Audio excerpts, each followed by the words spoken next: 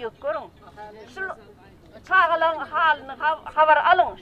Çağaların halinden haber alın. Adamlar ölüp gidip oturuyor Türkmenistan'da. Hey bir çıkıp burun verdiniz mi, ayttınız mı? Şu koronavirüsten goranmalı. Hey maslahat verdiniz mi? Ya adam neçe adam öldü? Neçe adam kesildi? Hey bir haber verdiniz mi? Adamlar gününden ölüp gidip oturuyor, madarları köpelip gidip oturuyor. Siz aytmanızı bilenim, madar tede madarlar köpelip gidip oturuyor. Şu çağaların canını ayan, Türkmenistan'ın çağalarının canını ayan. Otayda oturuyorsunuz.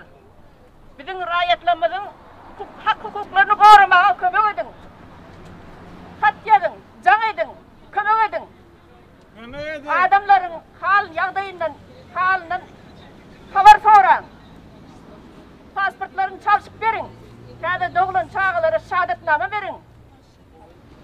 Şu anda çenni Meret Orazov 18 yıllar şu yerde oturanını biliyat. Ama eden işlerinizin hiçbirini bilmeyat. Ki 18 yıllar neymiş ediyeniz? Halkı için, halkı bakvitli neyim ettiniz? Biriniz bir çıkıp soruları cevap verin.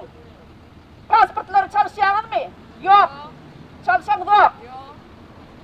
Adamlara kömek ediyorsunuz mu? Yok. Çalışanız yok. Şu yerde doğulan çağları şehadetname veriyorsunuz mu? Yok. Allah yolu bilen Türkmenistan'a uğradıp iki grajdanlık bağır adamları siz kapına salıyorsunuz. Onu hemmeler biliyor. Beni özüm iki verip söyleyeceğim ettim, iki tapar. Ne diye kaşılır deyip. Burca taparım, doğru cevap verilmediniz. Türkmenistan'a gir, şu kayda Amerikan pasportunu taşlayıp çıkartın diye. Çıkmazsın o taydan. Bir giren çok çıkan yok. Kim çıktı şu taydan? Hiç kim çıkan yok. Sizin aeroportunuzun puluyla satın aldın. $3.000 Türk'e çıkan da vermeli, $5.000 Kipr'e çıkan da vermeli. Çünkü hemen adınız pullu, hemen adınız pullu. Hani adalet? Hani adalet? Hani adalet? Hani adalet?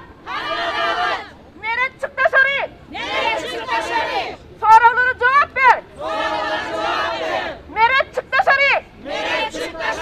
Soruları cevap ver. Böyle her gün, her ayda çıkarız gelir, her ayda gelir.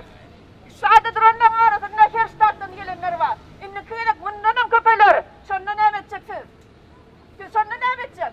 Kanalıma abone olmayı ve bildirim zilini açmayı unutmayınız. Hükümet